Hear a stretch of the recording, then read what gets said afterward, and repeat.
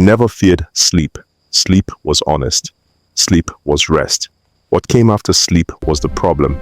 His name was Kelvin, and every time he went to bed, the world decided where he would wake up next.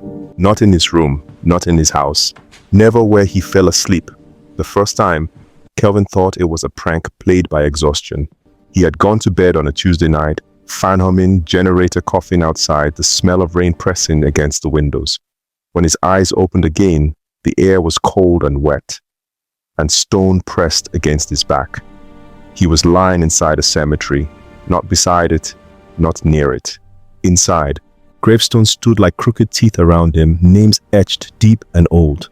Some dates were so recent the soil was still dark. Morning mist crawled low, wrapping around his ankles, as if something underneath was breathing.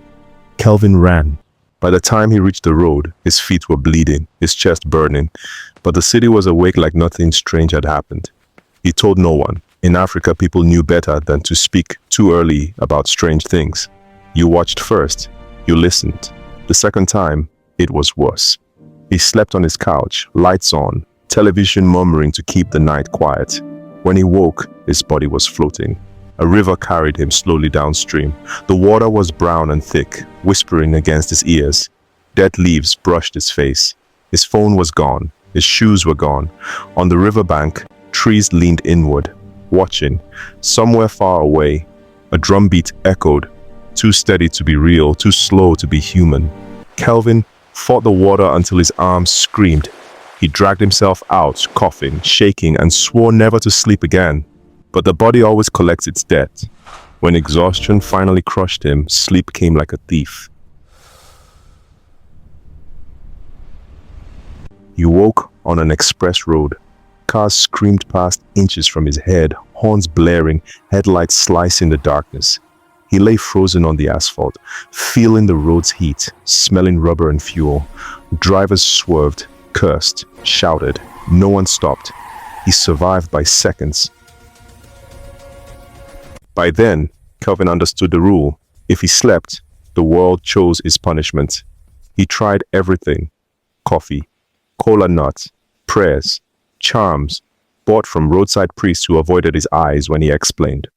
One old woman simply said, "The ground remembers those who forget." The places grew more personal. One night, he woke in a classroom. Dusty chalkboard, broken desks, sunlight pouring through cracked windows. Children's names still scratched into the wood. Kelvin recognized it immediately. The school he once taught at. The one where he had taken bribes to pass students who could not read. Where he had laughed when a boy cried after failing honestly. Where he told himself, everyone does it. That night, the desks were filled, not with children, but with shadows shaped like them. They sat silently, facing him, heads tilted at wrong angles. Chalk moved by itself on the board, writing one sentence over and over. "You taught us wrong." Kelvin screamed until his throat tore. This time he woke up in his room again. Each time he slept, the places peeled another layer of him open. A burned market where he once inflated prices during a shortage. A hospital corridor where he had bribed his way ahead of someone dying. A narrow alley behind a bar where he had watched violence and walked away. Always alive, always real, always remembered. Kelvin began to understand. This was not madness. This was accounting. One night, after 3 days without sleep, his body finally collapsed. When he opened his eyes, he felt peace. Too much peace. He stood in a clean, quiet room with white walls and no windows. A single bed, a single mirror, no smell, no sound. The air felt finished. He stepped toward the mirror. At first his reflection looked normal, then the reflection smiled. Kelvin did not. Behind the reflection, the room began to change. Walls cracking, floor darkening. The mirror showed him every place he had woken before, layered on top of each other like scars.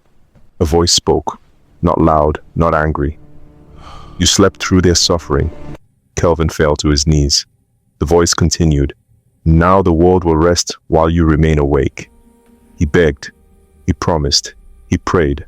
The mirror showed him one final image, a small room, a bed, Himself, lying down peacefully, eyes closed, dead asleep. Kelvin woke up screaming. He was back in his own bed. Morning light filtered through the curtains. Birds sang. The city lived. For the first time in months, nothing was wrong. Relief crushed him harder than fear ever had. That night, Kelvin refused to sleep. But when dawn came, he collapsed from exhaustion. And this time, he did not wake up anywhere.